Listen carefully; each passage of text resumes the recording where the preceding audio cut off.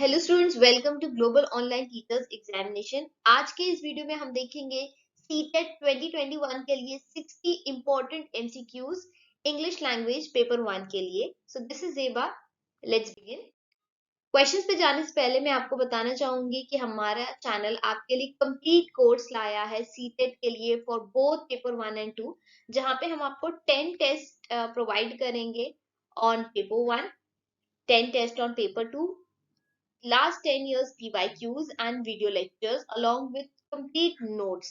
So these tests will also include solution PDF. To subscribe, you can contact this number on the screen. The fees is just $499.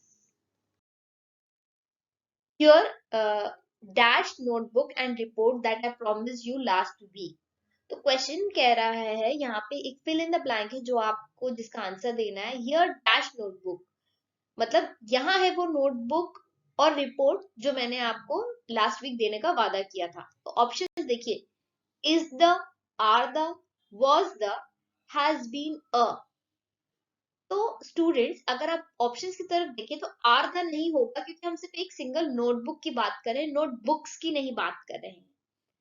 या was नहीं होगा क्योंकि हम present tense में बात कर रहे हैं, इसीलिए वॉज नहीं आएगा। हैज बीन अ, तो जैसा मैंने आपको बताया था कि एक नोटबुक की बात करें और कोई एक पर्टिकुलर नोटबुक की बात करें, तो जब पर्टिकुलर बुक की बात करते हैं तो द आता है, तो इसीलिए हैज बीन अ भी राइट आंसर नहीं होगा। राइट आंसर होगा here is the notebook and report that I promised you last week.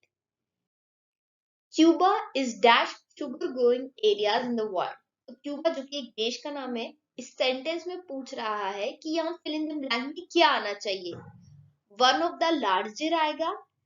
So students ए तो राइट नहीं होगा क्योंकि लार्जर जब आएगा जब हम दो चीजों को कंपेयर करें, तो यहाँ हम क्यूबा को किसी और देश से कंपेयर नहीं करें तो लार्जर नहीं आएगा। वन ऑफ लार्जेस्ट ये भी नहीं आएगा क्योंकि क्यूबा एक पर्टिकुलर कंट्री है, तो द आना जरूरी है।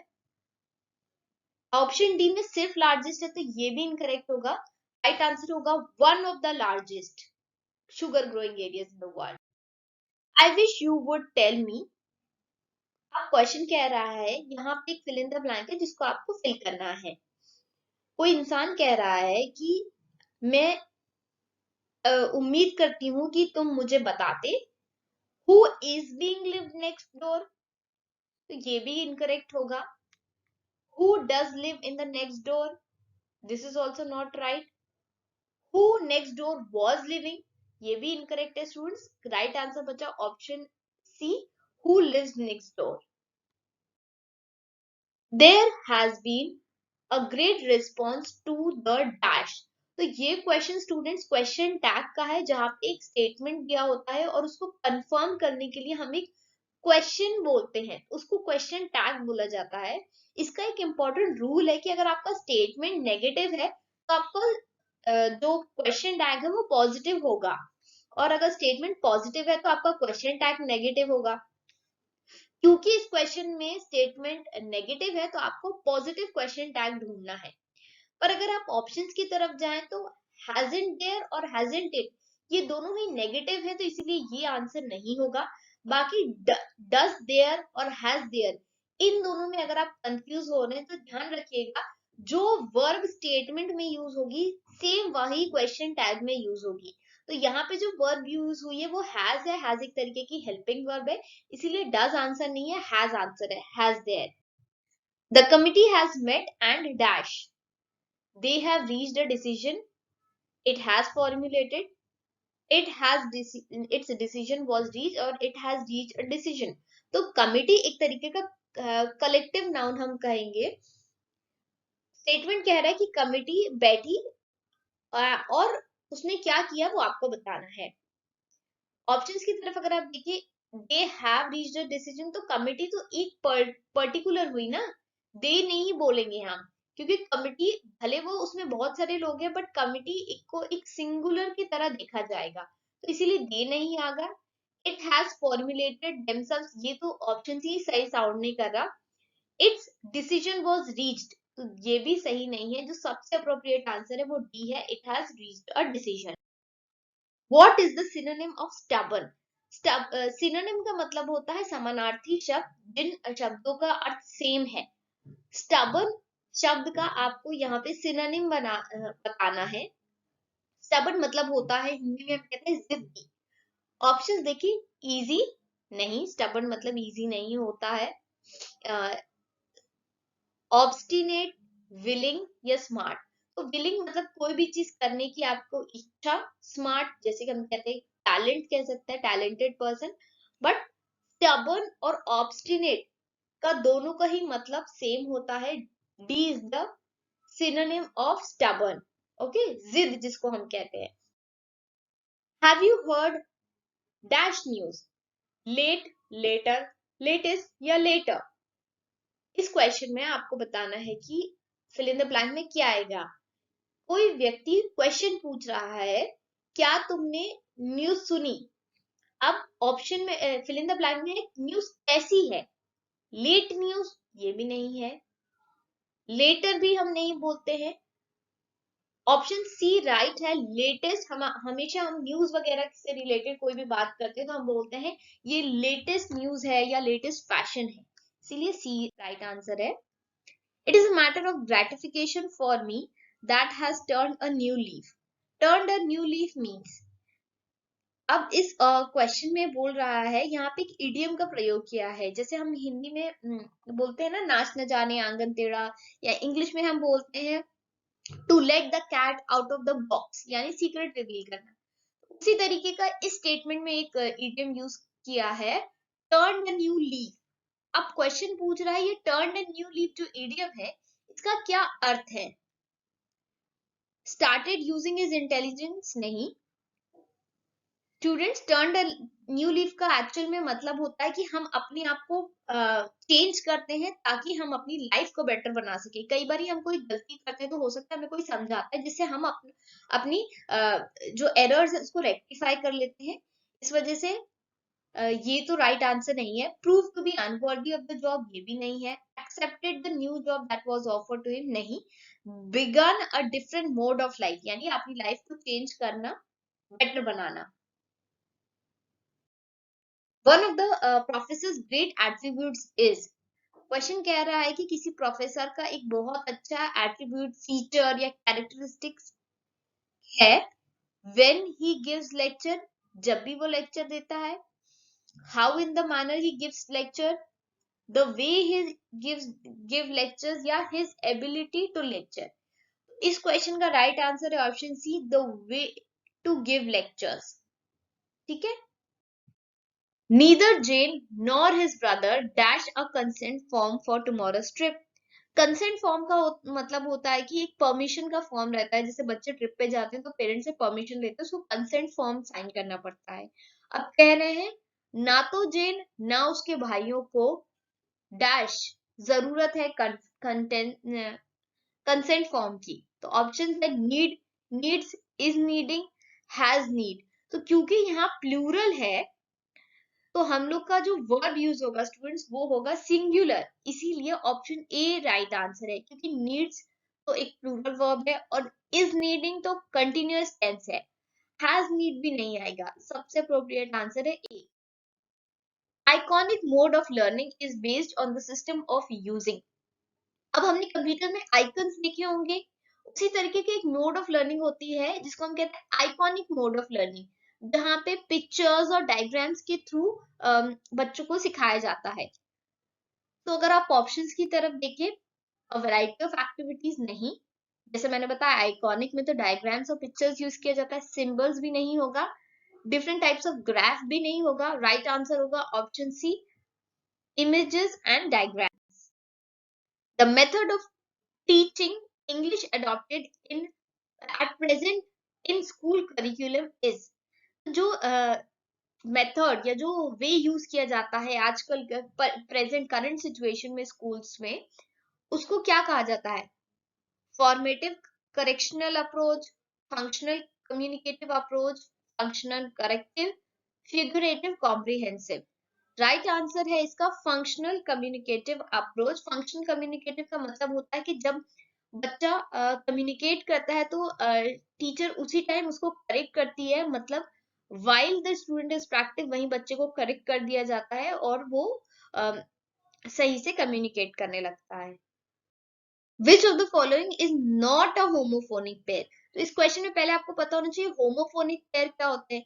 होमोफोनिक पेयर वो होते हैं जो जिनका प्रोनाउंसिएशन सेम होता है, यानी बोलते वक्त जिन वर्ड्स को सेम तरीके से बोला जाता है, जैसे हम बोलते हैं सन और SUN सन, ये दोनों ही एक तरीके के होमोफोनिक पेयर हैं। बाकी क्वेश्चन पूछ रहा है कि इनमें से कौन सा होमोफोनिक पेयर नहीं है। ऑप्शन हम बॉटम से चलते हैं, स्टील और स्टील। स्टील हम जानते हैं स्टील के बर्तन होते हैं और स्टील का मतलब होता है चोरी करना, तो ये भी एक होमोफोनिक पेयर है, बट क्वेश्चन तो नॉट पूछ रहा, इसीलिए इनकरेक्ट ऑप्शन है। प्रिंसिपल और प्रिंसिपल, प्रिंसिपल एक तरीके की स्कूल में जो होती है, और प्रिंसिपल दूसरा मतलब होता है कि हमारे कुछ सेट ऑफ रूल्स और सिद्धांत।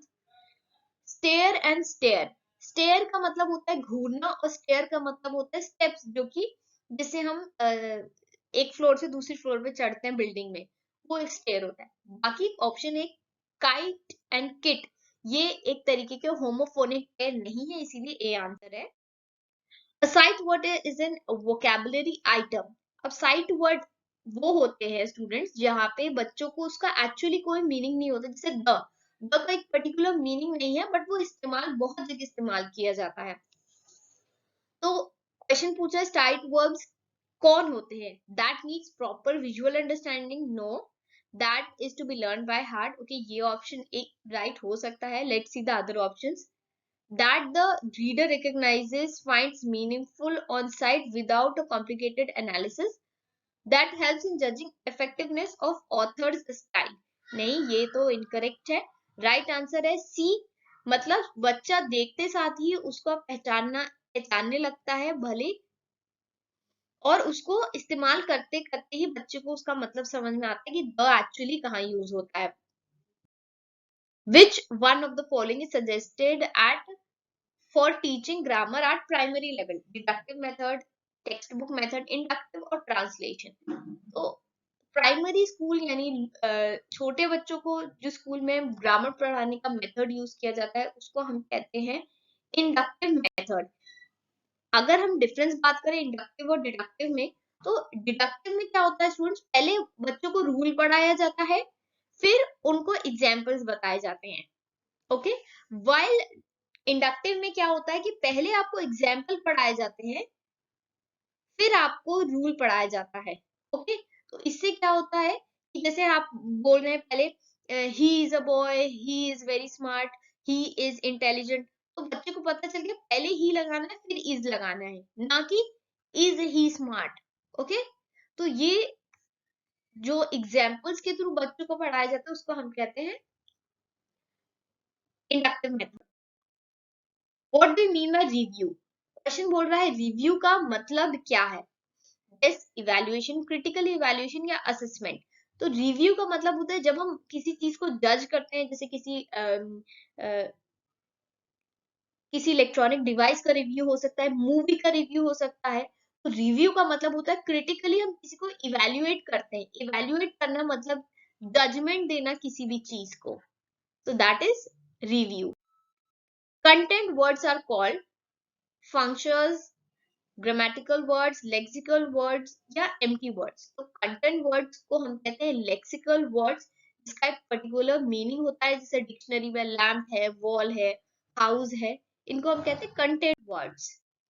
The process of alphabetic procedure of alphabetic method is, alphabetic method का क्या प्रोसीजर है। तो इसमें क्या होता है कि पहले हम बच्चे को लेटर सिखाते हैं, देन लेटर से वर्ड्स बनाते हैं, वर्ड से ग्रुप ऑफ वर्ड्स बनते हैं जिनको हम फ्रेज कहते हैं, एंड उसके बाद आपका आता है सेंटेंस। ओके, तो इसीलिए letter, word, phrase and sentence. Right answer D है यहाँ पे। Teacher asks learners to read aloud in the English class, this way of reading will. अब कई बार बच्चों को टीचर बोलती है खड़े होके रीड करो किसी भी बुक के किसी पैराग्राफ को, उससे क्या होता है, enables learners to develop reading skills with understanding. Yes, this could be a right answer.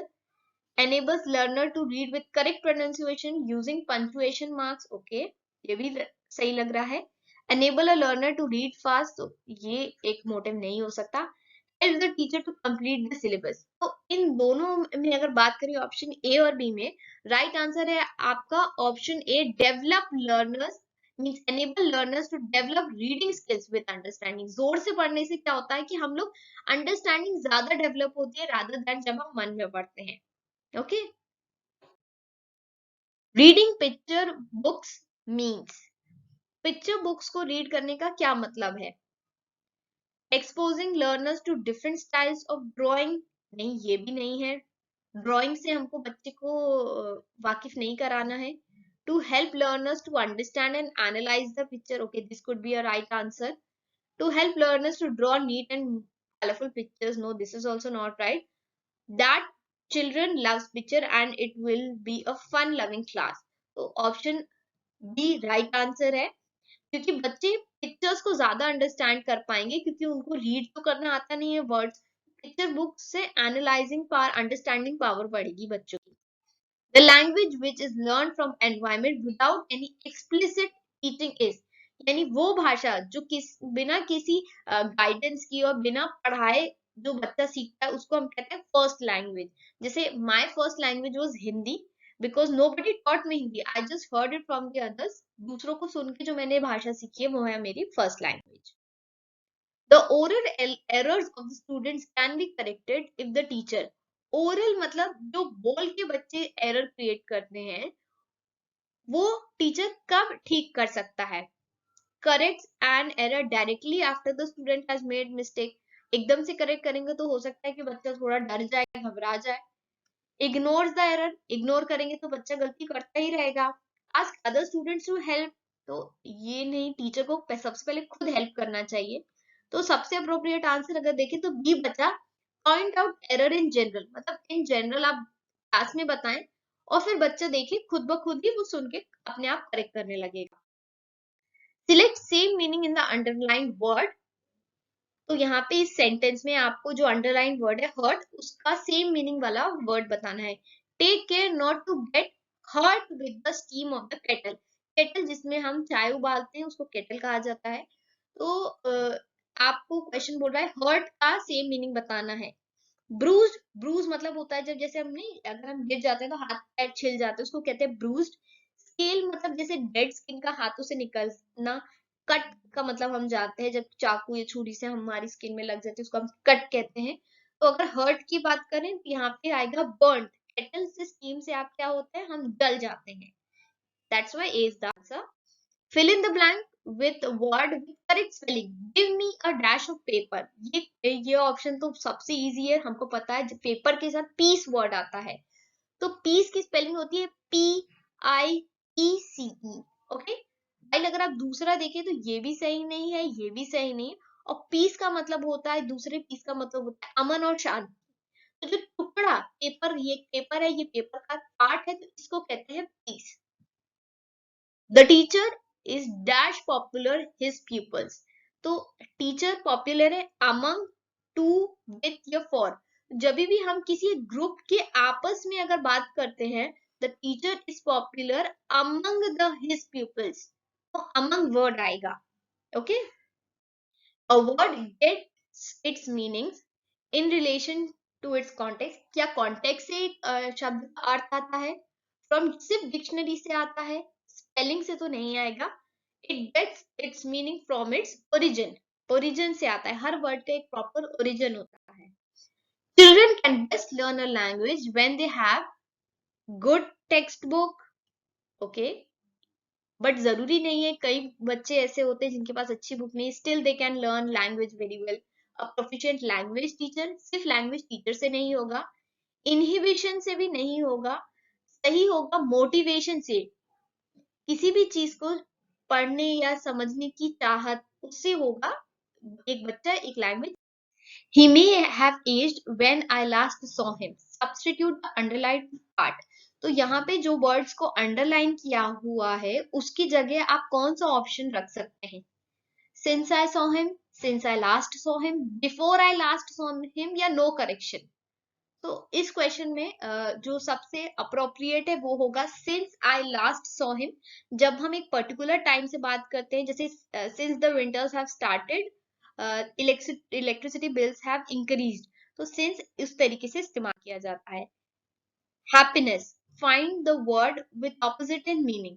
तो हैप्पीनेस शब्द का आपको ऑपोजिट बताना है। तो कंटेंटमेंट का मतलब होता है कि जो भी हमारे पास हो हम उससे खुश रहें, ये इसका ऑपोजिट नहीं हुआ। ना रिनंसिएशन भी नहीं हुआ, रिनंसिएशन का मतलब होता है अपनी फीलिंग्स को छुपाना। बी एटीट्यूड भी नहीं हुआ। हैप्पीनेस मतलब होता है खुश होना, और ग्रीफ मतलब होता है दुखी होना। So B is the answer. One who travels from place to place. One word substitution. Itinerant, medicant, journeyman या tramp. तो वो इंसान जो एक जगह से दूसरी जगह ट्रैवल करता रहता है उसको हम कहते हैं इटरेंट। वाइल मेडिकेंट, जर्नीमैन और ट्रैम्प, मेडिकेंट का मतलब होता है, अगर आप देखें तो इसका मतलब होता है बेगर, और जर्नीमैन और ट्रैम्प ये दोनों भी एक जगह से दूसरी जगह जाते हैं, but they are like homeless people. But itinerant job के पर्पज से एक जगह से दूसरी जगह जाते हैं। Okay, next. The first question is my grandfather works very dash. Question बोल रहा है कि मेरे दादाजी बहुत तेज। अब ऑप्शंस में से कौन सा सबसे अप्रोप्रिएट आंसर है? क्विक, फास्टली, फास्ट या नाइस। जब भी हम चलने की बात करते हैं तो हम क्विक से ज्यादा फास्ट वर्ड का इस्तेमाल करने की कोशिश करते हैं स्टूडेंट्स, बट फास्टली नाम का कोई वर्ड नहीं है इंग्लिश में। फास्ट का आपका एडवर्ब फास्टली नहीं होता है, फास्ट का फास्ट ही रहता है। तो ऑप्शन सी करेक्ट है। My grandfather works very fast. ना क्विक आएगा ना नाइस आएगा। क्विक हम इस तरीके से बोल जाते हैं कि जैसे let's have a quick call या let's have a quick meeting. Okay, तो सी आंसर है। It has been raining cats and dog dash morning.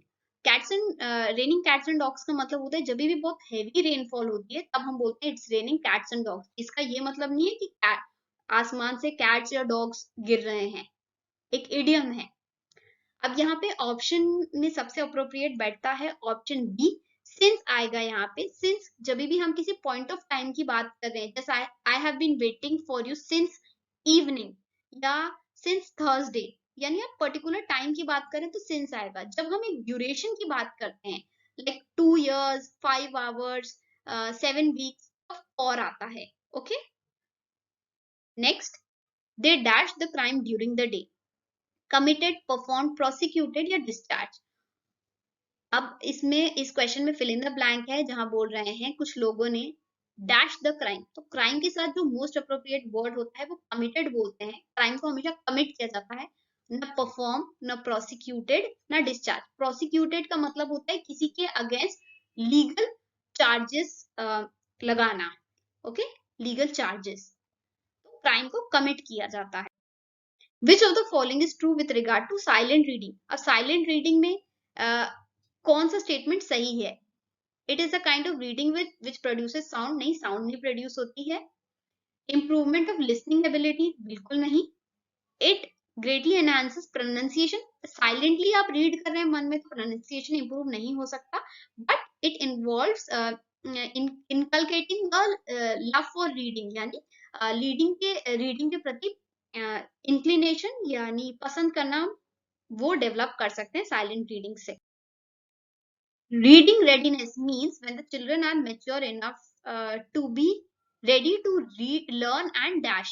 तो रीडिंग रेडीनेस का मतलब है वो एज जहाँ पे बच्चे मेच्योर हो जाते हैं लर्न करने के लिए और रीड करने के लिए। बी आंसर है। एक पर्टिकुलर एज होती है स्टूडेंट्स यहाँ पे जिसपे बच्चे रीडिंग स्टार्ट कर सकते हैं, उसको कहते हैं हम reading readiness. A special need language classroom is ideally, यानी एक स्पेशल वो बच्चे जिनको जैसे कुछ डिसेबिलिटीज हो हाथ में या पैर में, तो वो क्लासरूम जिसमें ऐसे बच्चों को हम साथ में पढ़ा सकते हैं, वो किस तरीके के होते हैं? Exclusively furnished, located separately, integrates all type of learner या has extra teachers to help regular teachers। तो स्पेशल नीड क्लासरूम वो होते हैं जिसमें अलग टाइप के फर्नीचर्स होते हैं जो स्पेशल नीड्स वाले बच्चों को साथ में पढ़ने में हेल्प करते हैं। इंटीग्रेटेड क्लासरूम का मतलब ये होता है कि आप डिसेबिलिटीज वाले बच्चों को और नॉर्मल बच्चों को एक साथ तो पढ़ा रहे हैं, पर डिसेबिलिटीज वाले बच्चों को कोई स्पेशल फैसिलिटीज नहीं दे रहे हैं, तो वो होता है इंटीग्रेटेड लर्निंग। ओके। और एक टर्म आता है इंक्लूसिव। इंक्लूसिव का मतलब भी यही है कि आप डिसेबिलिटी वाले बच्चों और नॉर्मल बच्चों को साथ में पढ़ाइए और उनको सारी फैसिलिटीज भी दीजिए, सारे स्पेशल चिल्ड्रन को फैसिलिटीज भी दीजिए। Reading stories, novels, comics and cartoons facilitates dash reading. यानी जब भी बच्चे स्टोरीज रीड करते हैं, नॉवेल्स, कार्टून्स या कॉमिक्स को रीड करते हैं, उससे क्या डेवलप होता है? तो उससे एक्सटेंसिव रीडिंग डेवलप होती है। एक्सटेंसिव मतलब ज्यादा से ज्यादा अमाउंट में। जब आप सिर्फ प्लेजर के लिए रीड करते हैं तो उसको हम कहते हैं extensive reading. Okay, B is the answer. The use of punctuation is a basic skill of punctuation, यानी कॉमा, फुल स्टॉप, आपका exclamation mark, question mark, semicolon, इन सबको पंक्चुएशन कहते हैं। ये सबसे ज्यादा जरूरी क्या होता है, कब होता है? राइटिंग में। हम सभी जानते हैं बोलते टाइम हम कभी कॉमा नहीं बोलते या फुल स्टॉप नहीं बोलते, एक्सक्लेमेशन मार्क नहीं बोलते। ये सारी स्किल आपकी राइटिंग में होती है, यानी जब हम कुछ चीज लिखते हैं तब ये पंक्चुएशन इस्तेमाल की जाती है। Picture books are excellent resource for, यानी पिक्चर बुक जहाँ पे आप कार्टून्स बने रहते हैं या डायग्राम्स बने होते हैं, पिक्चर्स बनी होती है, वो किनके लिए सबसे ज्यादा हेल्पफुल हैं? बुजुर्ग लोगों के लिए नहीं, मिडिल एज ग्रुप के लिए भी नहीं, इन्फेंट्स के लिए नहीं, बिगिनर्स यानी जैसे 4-5 इयर्स की एज में बच्चों, जहाँ बच्चे बहुत अच्छे से रीड नहीं कर सकते, तो पिक्चर्स देख के बच्चे अट्रैक्ट होते हैं, they get inclination towards reading. The beginning of all language learning starts with, जब भी हम कोई भी भाषा सीखने की कोशिश करते हैं तो वो special first of all listening और फिर स्पीकिंग के साथ आती है। यानी जब भी हम बच्चे को, जैसे आप समझ लीजिए, इंग्लिश सिखाना स्टार्ट करते हैं तो हम उसको रीड नहीं करा सकते first day of the school में कि चलो बेटा ये पढ़ के दिखाओ, क्योंकि उसको तो आता ही नहीं। पहले बच्चे सुनते हैं, फिर धीरे धीरे बोलने की कोशिश करते हैं, उसके बाद बच्चा रीडिंग और राइटिंग की तरफ जाएगा। बेसिक होता है आपका listening and speaking. To teach speaking or speech in the classroom, the teacher must be the speech model for students too. यानी एक टीचर स्पीच मॉडल की तरह काम करता है जब भी हम बच्चों को स्पीच सिखाने की कोशिश, बोलना सिखाने की कोशिश करते हैं। For students to, right answer A है एम्यूलेट। एम्यूलेट का मतलब होता है जैसे इमिटेट करना, या जैसे होता है ना, टीचर जैसे बोलती है बच्चे भी वैसे ही बोलते हैं। तो ये एक लैंग्वेज स्किल सिखाने के बहुत काम आता है।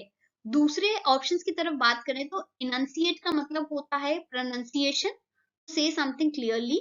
इमैक्युलेट मतलब होता है neat and tidy, and reciprocate मतलब to give and take mutually. The skill of dash and writing are skills that involve production on the part of language learner. तो कौन सी ऐसी स्किल्स हैं? The skill of dash and writing involve production.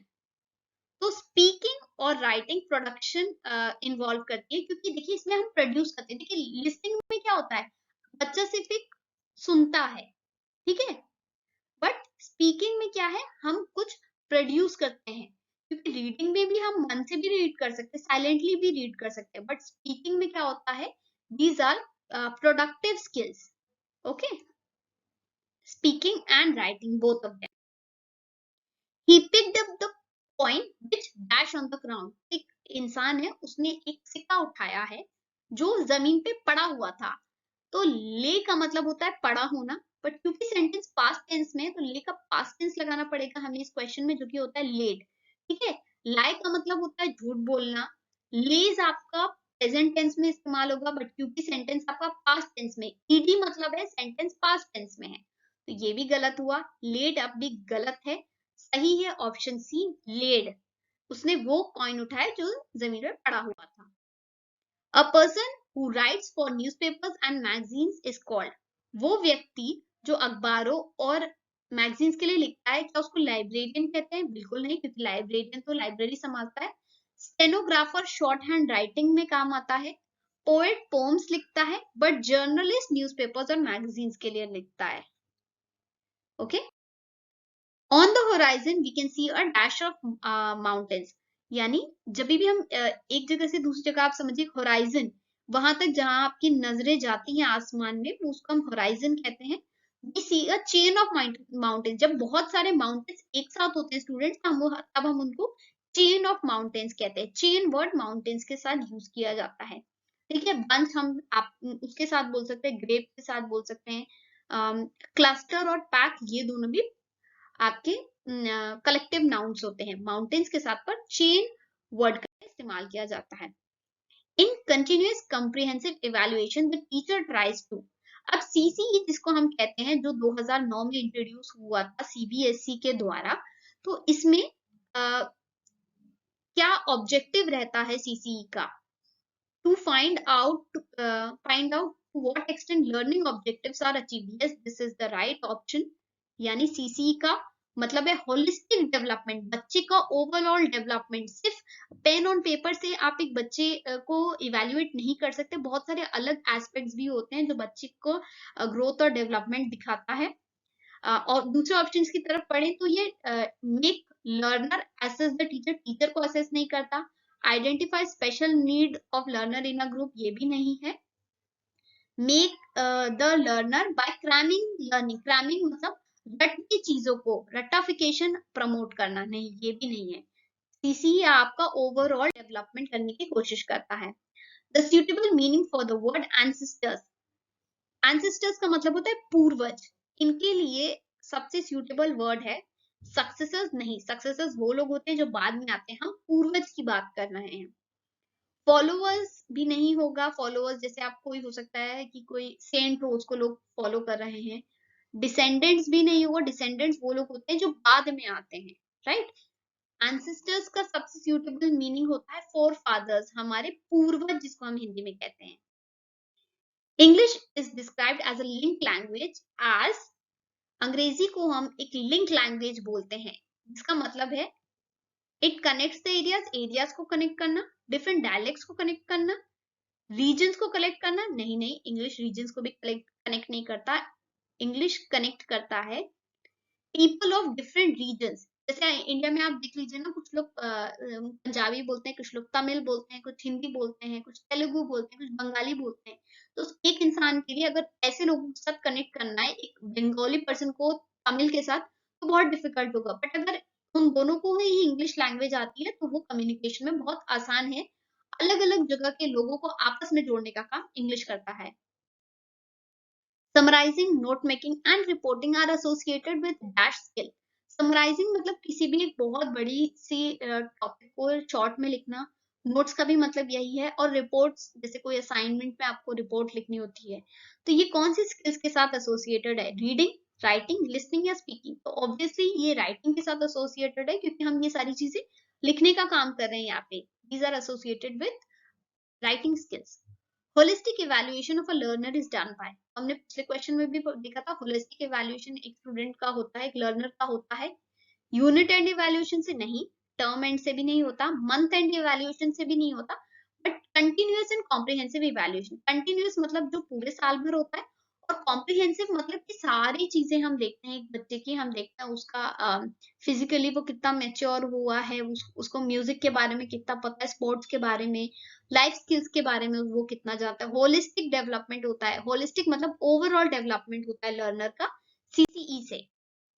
What steps does a teacher take to undertake to facilitate reading habit of a learner? अभी reading habit को अगर हमको बढ़ावा देना है तो टीचर को क्या क्या स्टेप्स लेने पड़ेंगे? रीडिंग न्यूज़पेपर, रीडिंग लाइब्रेरी में रीड करना, अखबारों को पढ़ना, पिक्चर और मैप रीड करना, ये सारी ही चीजें रीडिंग स्किल को एनहांस करेगा। All of the above is the right answer here. Learning a language means, एक भाषा को सीखने का क्या अर्थ है? Learning all skills of a language? No. Learning to speak fluently in public, writing good books in that language? नहीं। अगर हमको एक लैंग्वेज आती है जरूरी नहीं है हम उस पर पूरे किताब लिख सकें, but learning a language means learning and using language skills in appropriate situation, जहां पे जरूरी हो वहां पे हम लैंग्वेज को इस्तेमाल करना। The correct order for teaching language skill is, language skill से जैसे हम एक टारगेट लैंग्वेज को अंडरस्टैंड करते हैं, इंग्लिश अगर हमारे यहाँ पे टारगेट लैंग्वेज है, तो सबसे पहले बच्चा इंग्लिश कैसे सीखेगा? ऑब्वियसली लिसनिंग, पहले बच्चा सुनेगा, फिर बच्चा धीरे धीरे बोलने की कोशिश करेगा, उसके बाद रीडिंग पढ़ने की कोशिश करेगा, और देन एंड में राइटिंग आता है। तो बच्चा जैसे ही स्कूल में आता है, जरूरी नहीं पहले दिन से वो बोलने लगे, वो कैसे बोलेगा जब उसने सुना ही नहीं होगा?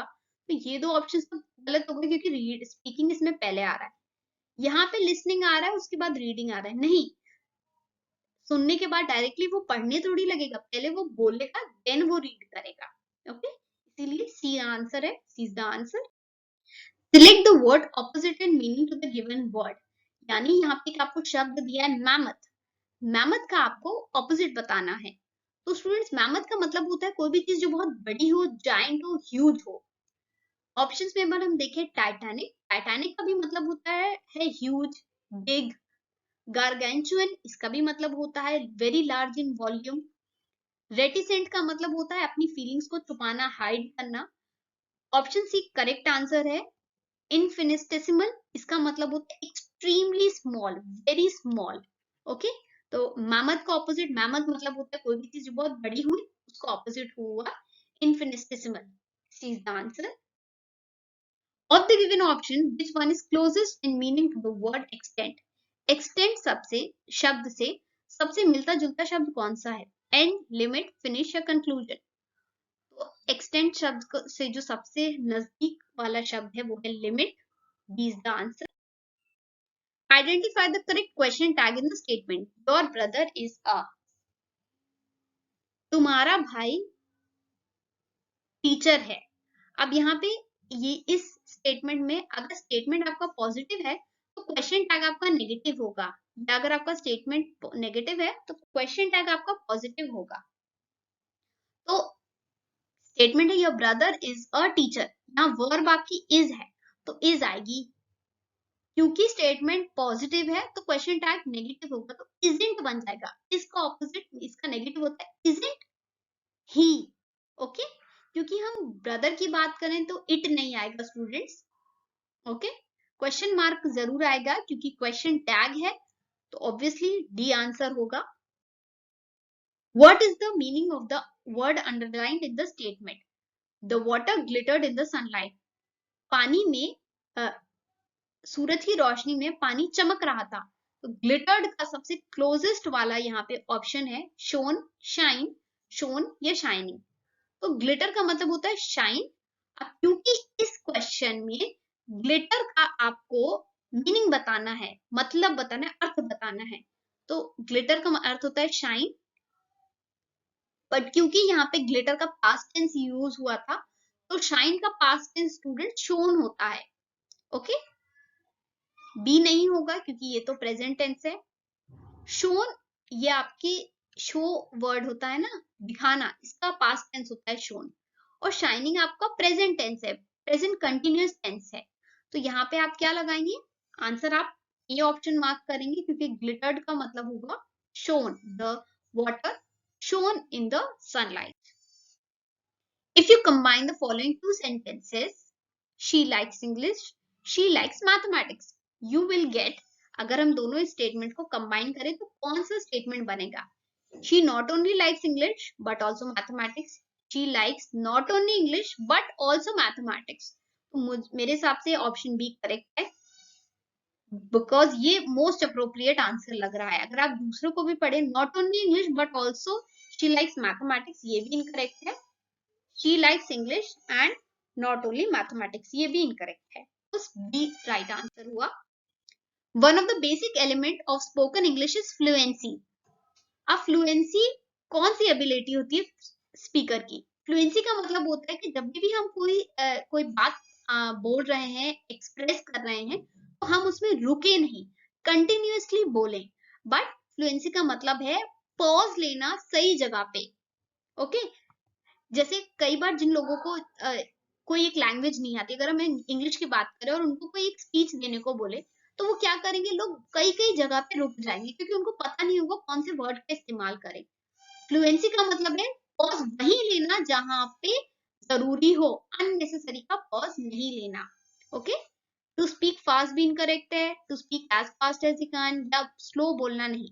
फ्लुएंसी का मतलब है सही जगह पे पॉज लेना। Identify the question to get the answer. वो कौन सा क्वेश्चन होगा जिसका आंसर ये है?